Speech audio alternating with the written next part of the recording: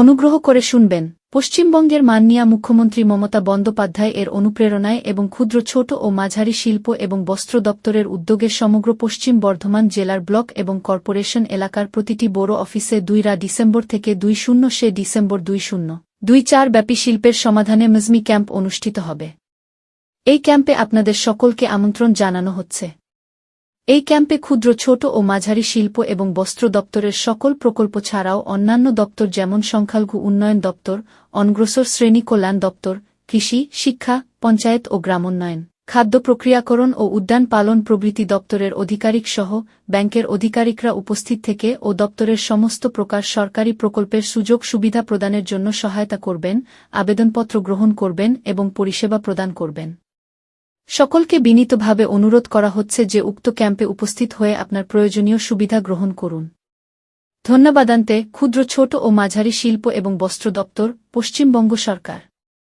Railway trade ইউনিয়নের নির্বাচনকে সামনে রেখে আমাদের প্রতিনিধি পূর্বে রেলওয়ে কর্মচারীর সঙ্গে প্রেসিডেন্ট হরেরাম মহারাজ, ভানুপ্রতাপ পাঠক, ফাইন্যান্স সেক্রেটারির সঙ্গে বিশেষ কথা বলা হয়। এদিন তারা রেলের বিভিন্ন সমস্যা আমাদের মাধ্যমে তুলে ধরেন। তারা রেলওয়ে কর্মচারীদের কাছে আবেদন জানায় তারা যদি জয় হয় ওই সমস্ত সমস্যার সমাধান করা হবে। আমরা দেখে নেব তারা কি বলেছেন। Green Asansol, clean Asansol. Rail में इस वक्त जो चुनाव है ये एक लंबे अरसे के बाद त्यौहार के रूप में आया है और हम आपके चैनल के माध्यम से ये जरूर कहना चाहेंगे कि रिक्त पद ही नहीं, रेल में जितनी भी समस्याएं चाहे वो डिवीजन लेवल की हो, जोन लेवल की हो, हमारा एक ही उद्देश्य है युवाओं के साथ भी सब एक देश एक संविधान, सबको पेंशन एक समान। जब हमारे यहाँ मेंबर ऑफ पार्लियामेंट अगर रिटायर कर रहे हैं तो उनका पेंशन सुरक्षित है, तो मेरे आज ट्रैकमैन भाई का पेंशन क्यों नहीं सुरक्षित होगा।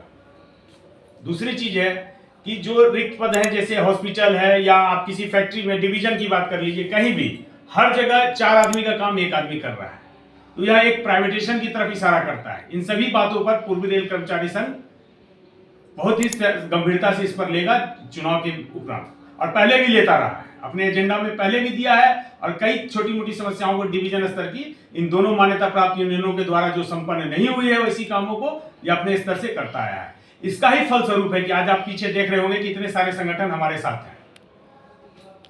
দাদা আপনার আমি পূর্ণব্রত বেরা, আমি স্টেশন ম্যানেজার সীতারামপুর। আর এই আমাদের পূর্ব রেলের কর্মচারী সংঘ যে আছে তার আমি divisional president, Asansol divisional president. तो এবারে ইলেকশনে কি রকম দেখতে পাচ্ছেন আপনি? इलेक्शन में तो बहुत ज़्यादा हम लोग को समर्थन, আমরা পুরো সমর্থন পাচ্ছি গ্রাস রুট লেভেলে কর্মচারীদের, এবং সবাই ত্রস্ত হয়ে গেছে দুটো ইউনিয়নকে নিয়ে। এই যে